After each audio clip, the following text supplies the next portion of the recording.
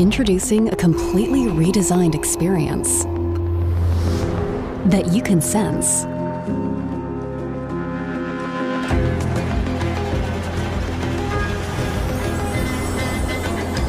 And that senses you. The new Dell Latitude laptops bring your work closer to you.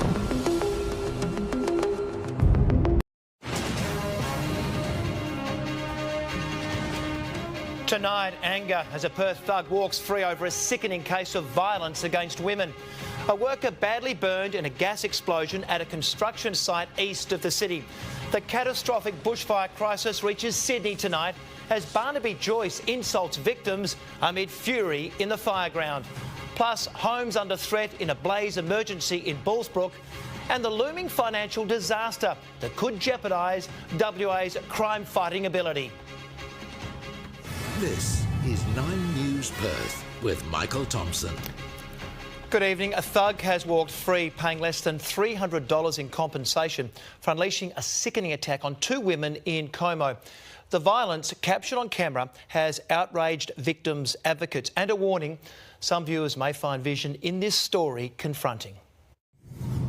The terrifying driveway rampage was filmed by neighbours as it unfolded. Cowering in fear, a young woman tries to run but is tackled to the ground. Her attacker jumps on a parked car. Also raining blows on the second woman, his girlfriend. Oh my God, he's kicking her. Tonight, 9 News can reveal the 24-year-old who inflicted the violence has walked free after pleading guilty to a string of assault charges. Ryan Alexander Ball was given a 15-month suspended sentence over the attack and ordered to pay $289 in costs for damage to a mobile phone. The sentence this man has been given is a message to the victim to say, you really don't count for very much. The court heard Ryan Ball was stressed and had been drinking and taking medication before the assault, a combination that led to catastrophic consequences. His victims didn't want to speak on camera, but the mother of one woman slammed the sentence, saying it was no deterrent. The legal system is greatly flawed, and these pathetic suspended sentences and small fines simply show other criminals that violence against women is acceptable. Ryan Ball has undergone counselling since the attack. His lawyer told the court it was a one-off. The magistrate noted the offender was genuinely remorseful, adding the signs of rehabilitation are good. Ryan Ball won't be jailed unless he reoffends in the next 15 months. Tegan Sapwell, 9 News.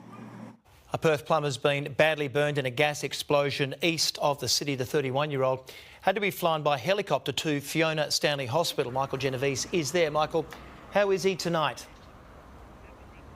Well, Michael, he's got burns to his arm, to his thigh and to his lower leg. Doctors here are saying that he's in a stable condition. The gas exploded while he was commissioning a hot water system as part of a multi-million-dollar upgrade at the Northern Recreation Centre. He was treated on site by paramedics about 10:30 this morning. His injuries are severe and a decision was made to fly him here to Perth. The 31-year-old is employed by builders Cooper and Oxley. The company says it isn't yet sure what caused this explosion, and their thoughts and prayers go out to the injured plumber and his family. Cooper and Oxley is assisting with the investigation. It is a council project. I spoke with the Northern Shire president a short time ago.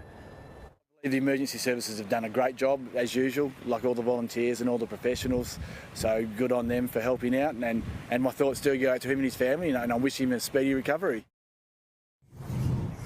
The question now, what caused this explosion? Well, WorkSafe has launched an investigation to find out. Michael, thank you for the update. Sydney is tonight being dragged into the catastrophic bushfire danger, with flames threatening homes on the city's doorstep. Right now, more than a dozen blazes are burning at emergency level across New South Wales. The warnings of a catastrophic fire in Sydney had been made loud and clear, and late this afternoon, South Turramurra was ablaze. Embers lighting up bushland in the valley east of Beecroft. Dozens of homes sitting above the bush, which was now burning out of control. At 4:30, residents in Canoon Road were told it was too late to leave. Neighbours and their pets waited anxiously as smoke filled the sky. But it only took 5 or 10 minutes till the whole lot took up, and flames probably 100 feet in the air through the treetops. But fire crews were on a war footing and they mobilised their biggest gun. A Hercules sent in to minimise the damage, dousing homes in pink as the fire front hit. From the ground, fire crews stared down the threat, preventing the fire spreading into the many homes lining this bush. Really scary because we live just down the road here a little bit, you know, facing the bush, so we know if it comes down there, we're in trouble. One firefighter was injured in the battle, taken away to hospital with a broken arm. Any fire, whether large or small on a day with catastrophic conditions, was met with a heavy response, and that's exactly what happened here. Fire crews were here in their numbers and they were here very quickly to protect the many homes in this street. I just want to say thank you to everyone. Thank you for all your support, what you have done for us today. I really appreciate it. I was really scared when I was leaving the house, but I'm really safe. I'm feeling safe again. A blaze not far away on the other side of the gully led police to the scene and suspicions it could have been the work of a firebug. Elsewhere at Landillo near Penrith, another small fire dealt with by dozens of firefighters. It was a similar picture at Macquarie Park. No one hurt and nothing lost. So far, so good, but here in Sydney, the danger still remains. Damien Ryan, 9 News.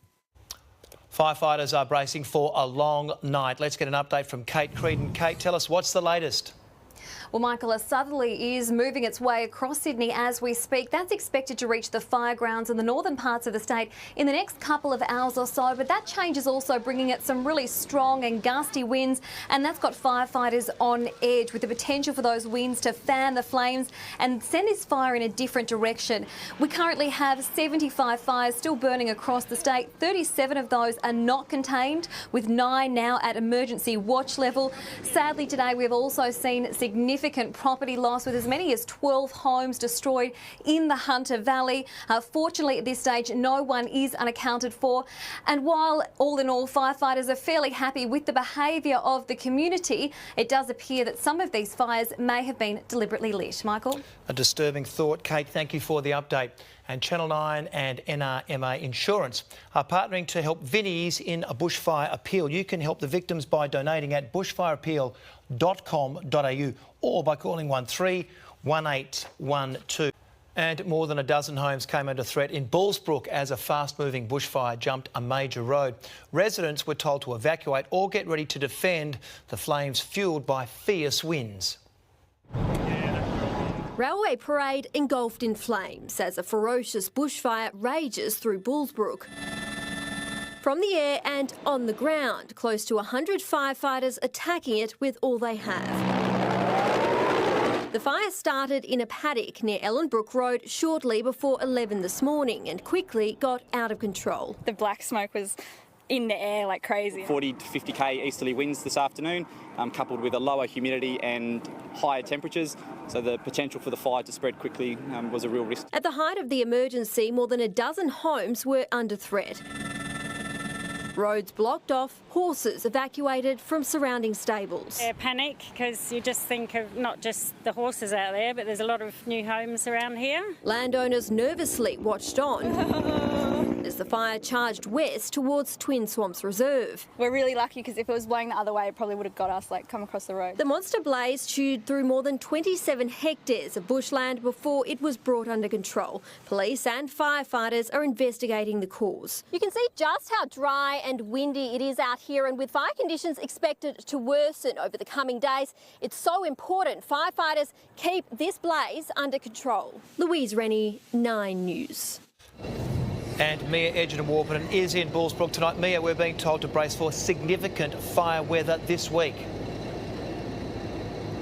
Michael, today's fire pose a significant risk to residents with strong winds and hot conditions, and those conditions are only expected to get worse later in the week. Fire crews are bracing for high temperatures of 30 degrees, and their advice is to have a fire plan in place and not be complacent. And DFS is also advising anyone who sees anything suspicious this fire season to report it to Crime Stoppers. Michael? Mia, thank you. Homicide detectives are tonight at a South Fremantle property after a body was discovered. Michael Stamp is there. Michael, what's the latest from police? Well, Michael, a body believed to be a man in his 60s was found at this home behind me on Lloyd Street in South Fremantle today. Homicide detectives and uniformed officers have been here at the scene on Lloyd Street since around 2:30 this afternoon, investigating what caused this sudden death. There is still a significant police presence here right now. They have taped off the property that is on the corner of Lloyd and Chester Street. Detectives have spent much of the afternoon door-knocking homes, speaking to neighbours in the area for any information. Neighbours have told me they haven't seen the homeowner for at least a week and said the person keeps to themselves. It's expected police will remain here for several more hours. Michael, thank you for the update. Homicide detectives have charged a 30-year-old man with murder over the death of a worker at a mine site in WA's Outback. The 40-year-old's body was found at Pilbara Minerals, a lithium mine in Marble Bar, yesterday. Police travelled to the remote town to investigate as production on the site was suspended. The man from Craigie will front court tomorrow.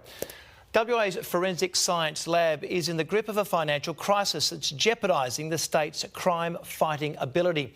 A review has found the Chem Centre is being squeezed by sky-high rent, paying 4 times more for its Bentley building than it should be.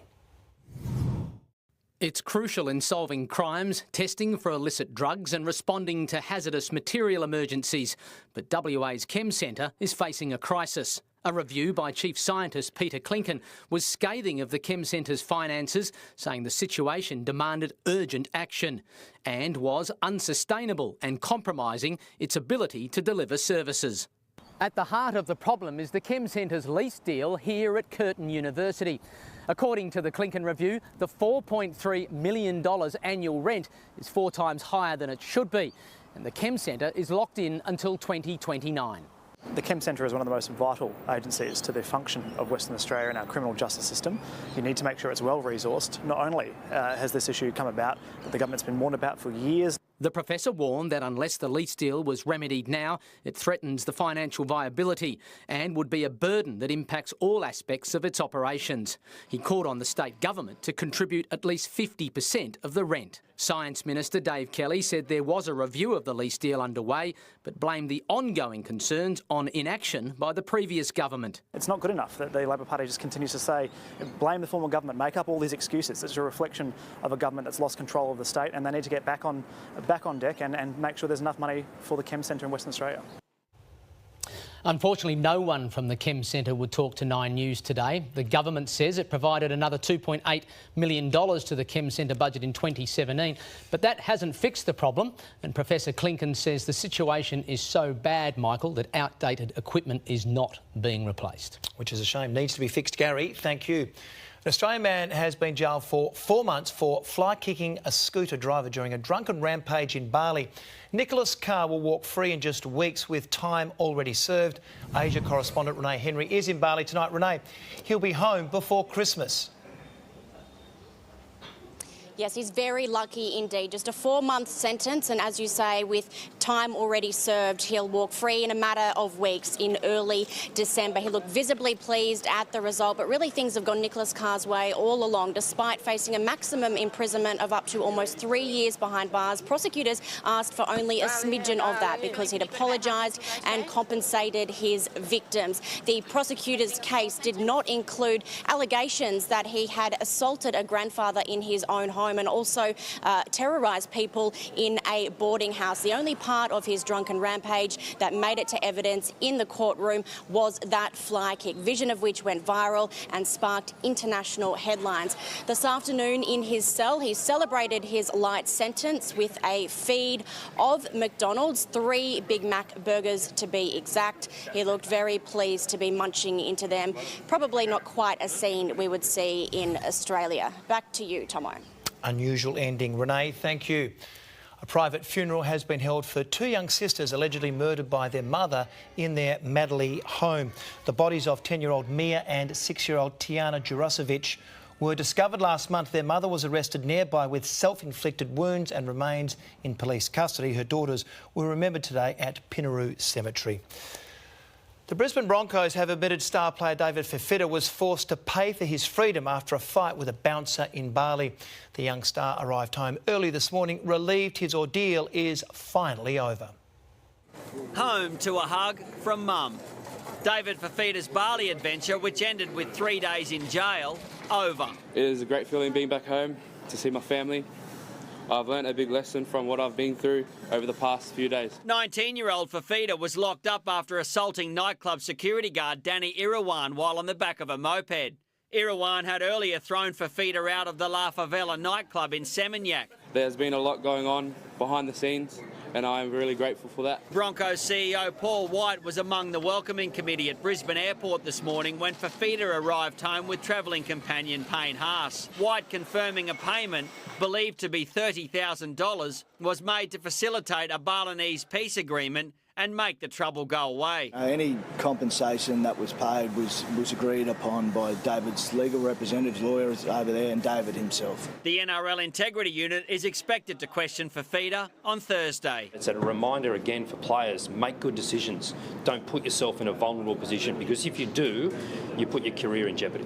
Neil Breen, 9 News. Elizabeth Creasy is here with a look at weather now. And Liz, it was a picture-perfect spring day in Perth. Tomo, it was a warm one, but not quite as hot as expected. We were forecast to reach 31 degrees today. Instead, we just got to over 30. That followed an overnight low of 13.5 degrees at 5:30 this morning. At the time, though, it felt about 4 degrees cooler than that, thanks to some brisk winds. And it has been quite windy in our eastern suburbs, with gusts coming in from the east or southeast for most of the day. That really helped whip up that fire in Bullsbrook. At lunchtime, gusts in the area peaked at 65 kilometres an hour. We're in for quite a warm night tonight, and tomorrow is looking a lot hotter than today. This is just the start of a string of days above 30. I'll have those details later. Tomo. Hot weather is here to stay. Liz, thank you. See you later in the bulletin. The new push to convince us to holiday at home. But is it still cheaper to go to Bali? We crunch the numbers next. Plus a big win for Boris Johnson ahead of the British election. We'll take you live to Westminster. The Nobel Prize winner in a blue over a boom gate in the building that bears his name. And later, the new push to help WA's fly-in, fly-out families.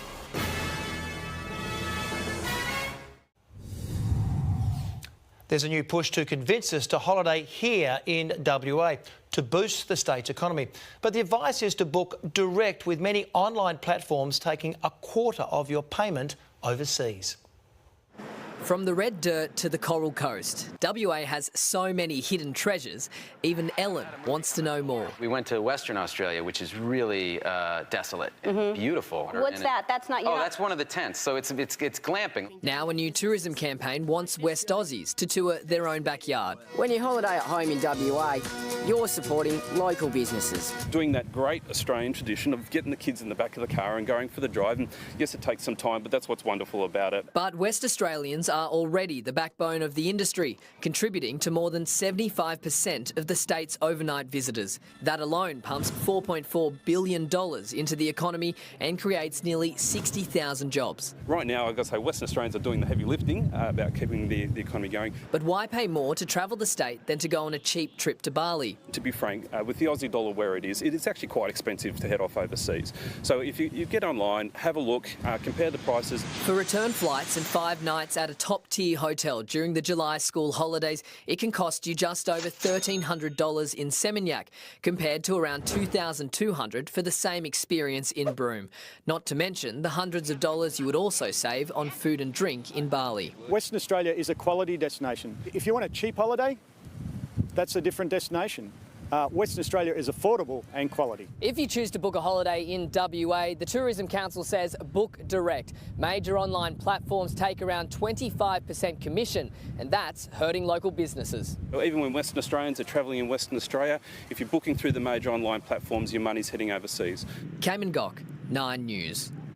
A teenager has been charged over a spate of violent armed robberies in Mandurah. 80-year-old Beverly was one of the alleged victims who fought off the intruder when he broke into her home with knives last month.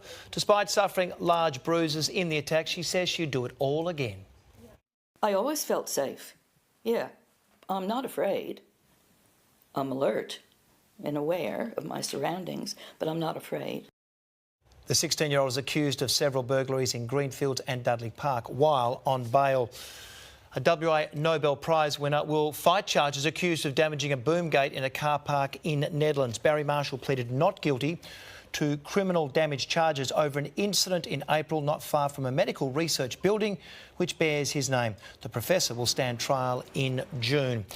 UK Prime Minister Boris Johnson has been given a boost ahead of next month's election. The Brexit Party pulling out of Conservative seats. Nine's Europe correspondent Sophie Walsh is in London tonight. Sophie, how will this impact the chances of a Brexit deal getting through? It makes it much easier for Boris Johnson to form a majority government. That is one thing that's been standing in the way of him delivering Brexit. Because he doesn't have the numbers in the House, it's been deadlocked, and he's really struggled to get any legislation through. But it's certainly a huge 180 from Nigel Farage, the Brexit Party leader, who only a week ago was saying they were going to fight every single seat. Now all of a sudden he's come out and said he's not going to field any candidates in any Conservative-held seat, all 317 of them. Now the opposition claims that he's struck a deal with the Prime Minister. Farage says that this is the only way to get Brexit done by January 31.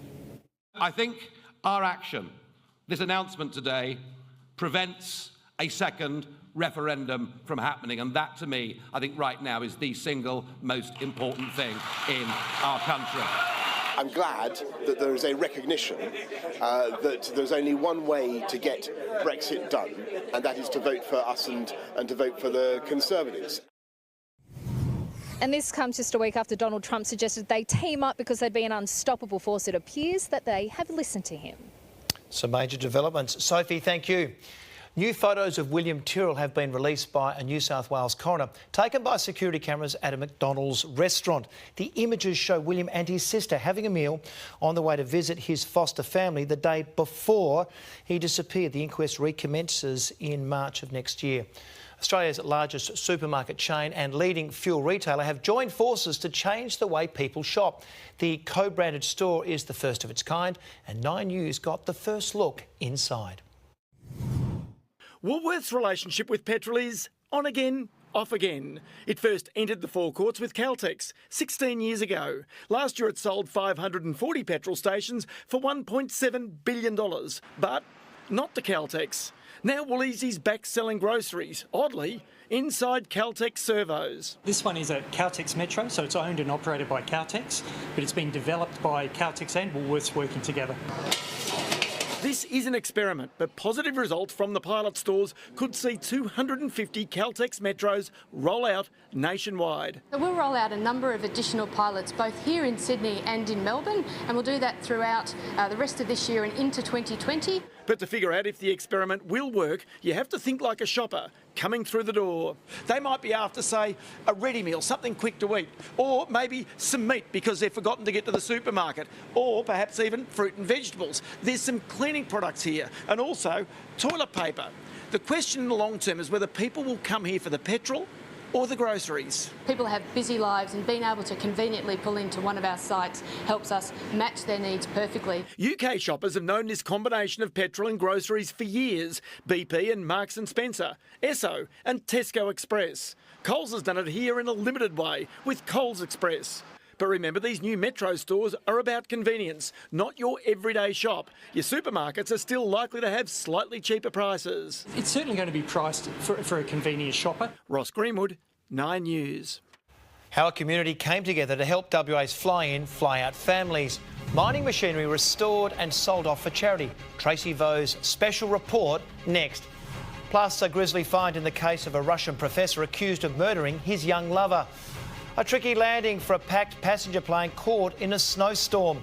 And Big Bad Barry prepares to step into the ring.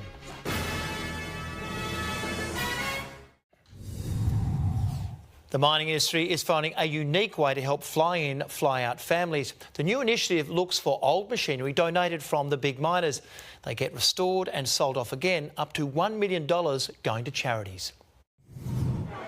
It's been a well-used mover for the mining industry. I think this one had about 18,000 operation hours on it, which is quite a lot for an underground machine. But this 67,000 kilogram loader is far from retirement. Gold producer Northern Star donated the R2900G bogger to raise money for charity initiative Mining Legends. And we realised it wasn't just going to be Kalgoorlie companies that were, getting behind this thing, and we've got guys from all around Australia. The project is the brainchild of Kalgoorlie-based company Worthy Parts. It restores old machinery with donated parts and volunteering tradies. We've got companies from, Toowoomba and places like that that have donated components and parts. This bogger exploded all over Australia. More than 65 donors dug deep to get this project moving. The hard bit is just making sure you've got all the parts there, because one part missing, that's when it just throws the whole job out of whack. 4 fast months went by of hammering, welding, painting, even sewing. Everything's been cleaned, rebuilt, painted, ready for fitment. And then sold off, part of the money going to Miners Promise, helping WA's FIFO families whose loved ones have died in workplace accidents. They were there to talk 24/7. I could ring this beautiful lady and talk to her whenever. The support's not just for the partner, it's for the whole family. The Goldfield Esperance Community Trust also gets a share to look after not-for-profit organisations in the region. It's a very important part of the fabric of our communities.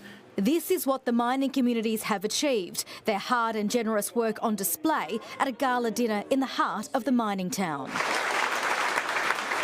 Well, all those involved have dusted off the dirt and swapped out the high-vis to celebrate a huge achievement for this first of its kind initiative. The first ever Mining Legends project has raised more than $800,000 for charities. The Super Pits manager, KCGM, is now the proud owner, getting the restored loader to work as soon as possible. The Mining Legends team now looking for the next challenge to top this. Tracy Vo, 9 News. A distinguished university professor who once earned a Legion of Honour has fronted court in Russia accused of murdering his student lover. Police pulled him from a river, allegedly in possession of a backpack with gruesome contents. Professor Oleg Sokolov, in character as French military general Napoleon Bonaparte. Il était si brillant pendant ses premières campagnes d'Italie. And in court, accused of dismembering his student lover.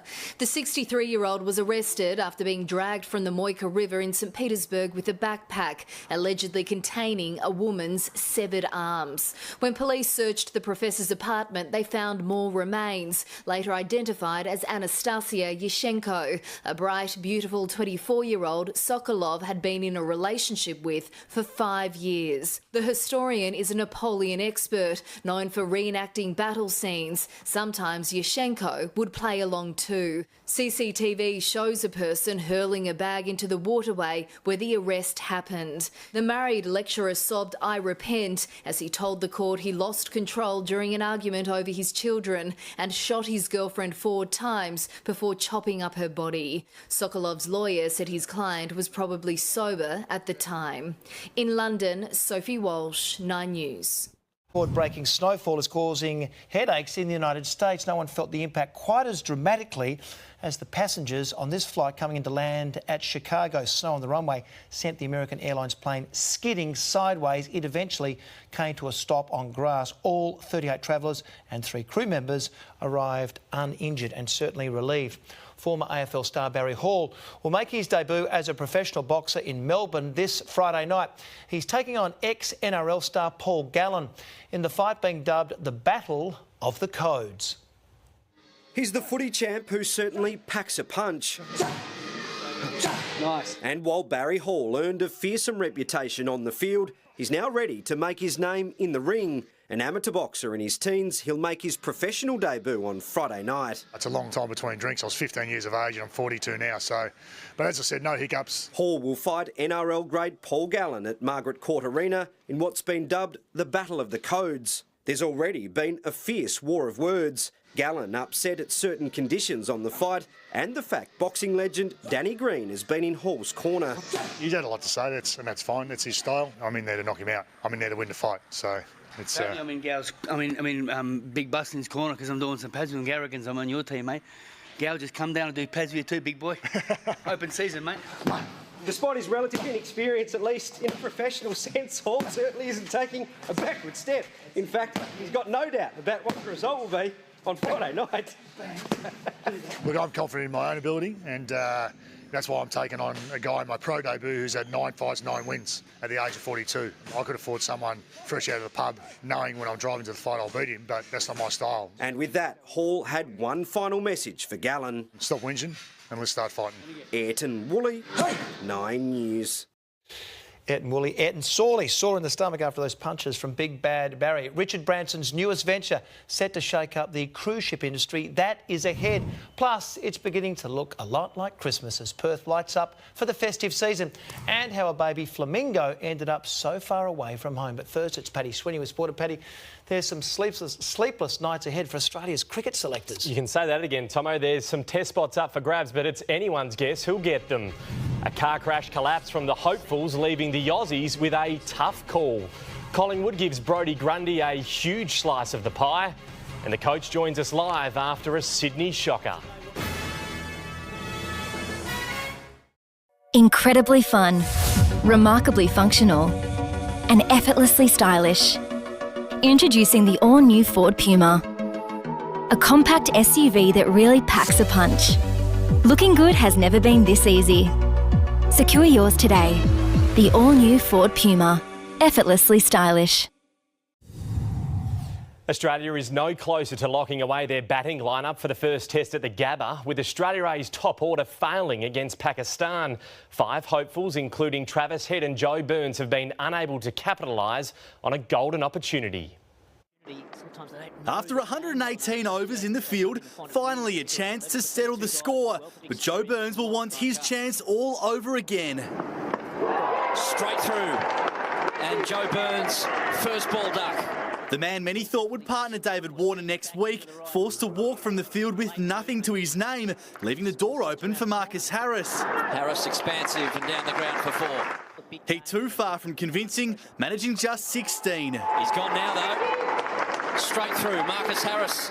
While Travis Head and Usman Khawaja join the list of cheap dismissal. What's a chance, and is it? Yes, he's got him. Will Pukowski made it 5, leaving selectors scratching their head before naming the first test side on Thursday.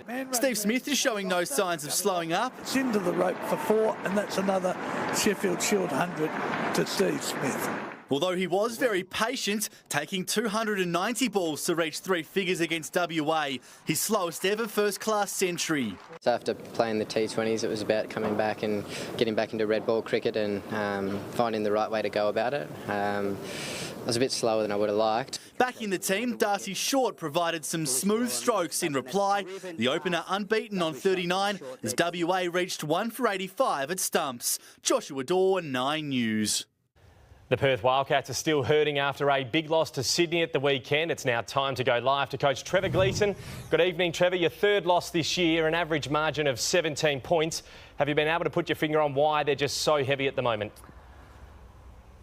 Yeah, it was defensively we lacked a little bit. We normally the enforcer out there and get teams playing in the uncomfortable zone, and I think Sydney were just comfortable out there. They were getting what they wanted. They shot a high percentage from the 3-point. And, you know, that's a recipe for disaster.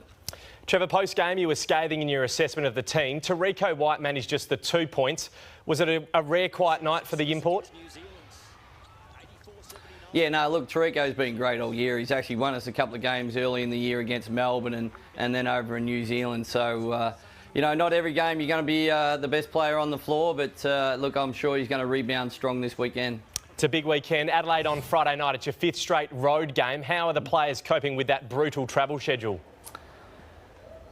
Yeah, we know this is the hardest part through the season, getting their 5 consecutive road games and not all double-doubles. So this is our last one. We're 2-2 on this little road trip, so hopefully we can come back with a win against Adelaide on Friday night and play the Kiwis on Sunday. Well, as you mentioned there, the good news is on Sunday you're back home against New Zealand. You just mentioned how crucial this period was. You really can set your season up with 2 victories, can't you?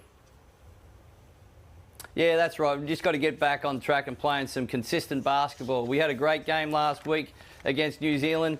This last weekend wasn't so good against the Kings, so we're looking to rebound strong this weekend. I'm sure you will, Trevor. All the best this weekend. Thanks, Paddy. Cheers, mate. Well, moving on to football, and Collingwood has bowed to the demands of Brodie Grundy, set to offer the star ruckman one of the biggest deals in AFL history, worth $1 million a season for 7 years.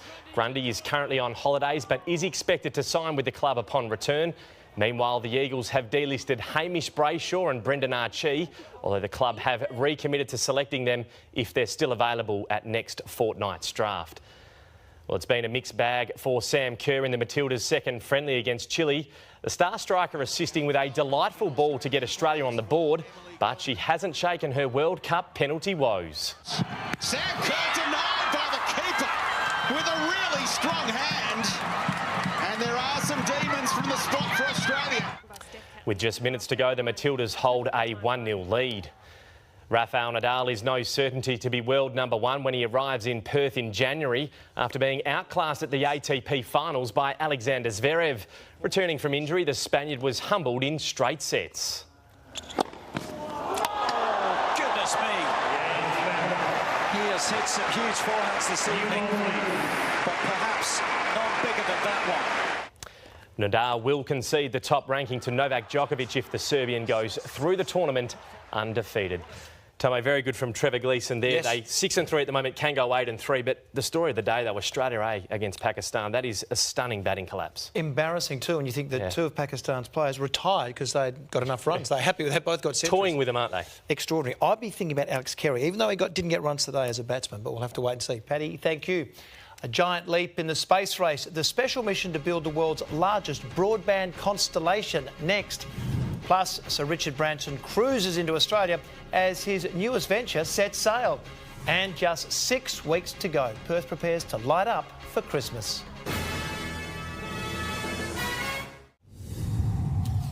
The City of Perth has unveiled a new hot air balloon, one of 27 installations that will light up this year's Christmas lights trails through the city. They'll officially be switched on this Friday. We've got some installations from last year that were very popular, including the kangaroos in front of Council House and also the big Christmas tree in Murray Street Mall. The City of Perth is also trialling free parking starting this Saturday in the hope to bring more people into the CBD. The man who made Virgin a worldwide brand and created Australia's second largest airline is now taking to the ocean. Sir Richard Branson has pulled another stunt, unveiling his new Virgin Voyages cruise ship before it sets sail. As the good ferry ship Bungaree prepared to dock during peak hour this morning, a call came from the lookout. Branson, dead ahead. Come on, boss, we're running late. Get on! The founder of the Virgin Group in town and on the harbour to announce he is adding another arrow to the group's quiver. Virgin Voyages. I've never been on a cruise ship, and You're starting a cruise line. And yeah. But after conquering the troposphere and scraping the thermosphere, Branson is returning to sea level with his own cruise line, constructed from scratch. We've got 5 ships being built, and if you take over somebody else's cruise ship and then you try to redo it up, you're never going to get it exactly as you want. The first to launch will be the Scarlet Lady in April, and as they say in the French, it will be sans ankle biters. So we're going to make this an adults-only fun cruise. There'll even be an onboard tattooist, but no buffet. Apparently one of cruising's big bugbears. We've got 28 separate restaurants that people can go to. Just as long as he's not serving at sea. Oh, well played! Mike Dalton, 9 News. There's been another leap forward in the space race. SpaceX launching 60 satellites into orbit, which will beam high-speed internet service across the globe. It was the Falcon 9 rocket's 4th flight into space, setting a record for missions using recycled rocket parts. A young flamingo has found itself in a flap discovered a long way from home in one of the coldest places on Earth. The chick was spotted by farmers in northern Siberia. Taken to the vet for treatment with fears its legs were frozen. But after receiving some vital injections and vitamins, it's doing much better, now ready to rehome in a local zoo. Elizabeth Creasy is back with your weather details. And Liz, it's heating up for the rest of the week. Tomo, it's going to get to 36 degrees tomorrow and it will get even hotter after that. I'll have all the details after the break. R32, now available in Dakin ducted systems. A next-generation refrigerant with a substantially lower impact on the environment. Ensure your next ducted system is a Dakin for pure comfort. Dakin. Welcome back. We've had a warm and clear day in the city, but it's been quite blustery in our eastern suburbs. Right now it's still quite warm, 27.7 degrees. We hit our maximum of 30.3 degrees quite late this afternoon, just before 5 o'clock. Overnight we got down to 13.5. On the satellite, a trough down our west coast will draw hot winds towards Perth over the next few days, while a high pressure system will keep skies quite clear. Looking around the country, New South Wales will have a very welcome cool change tomorrow. Sunny and 23 degrees in Sydney, while Queensland is still looking pretty hot, 33 degrees in Brisbane. Back home, it'll be hot and mostly sunny right across the north of the state tomorrow. There is just the slight chance of a thunderstorm in Meekatharra, 37 degrees. Broome will reach about 35. Tracking south, we've got more sunny conditions, 24 degrees in Augusta, 31 in Kalgoorlie. Back in Perth, we'll have easterly winds about the coast tomorrow morning, turning southwest in the middle of the day, up to 20 knots. Seas will be up to 2 metres, swell to 1.5. Now, Mandurah is looking like the coolest suburb tomorrow, 30 degrees the top there. Joondalup and Ocean Reef closer to 35. And we are going to have quite a balmy night tonight. The temperature is only expected to drop to 18 degrees, and tomorrow is going to be very hot in the city, 36. It will remain hot on Thursday, 20 to 36 degrees, and the mercury will climb up on Friday in the city. We're heading for a maximum of 37 degrees to end the working week. On Saturday, the temperature will drop a degree or two to 35. Sunday will be a lot more pleasant, 17 to 29 degrees, and we could see a little bit of cloud develop as well. It'll cool down on Monday, 28, and Tuesday is looking a lot cooler, cloudy, 15 to 24 degrees. So while it is going to be quite hot over these next few days, Tomo, the winds are not looking anywhere near as strong as they were last Saturday when we had that really hot day. So the Bureau says the fire danger rating won't be anywhere near as bad.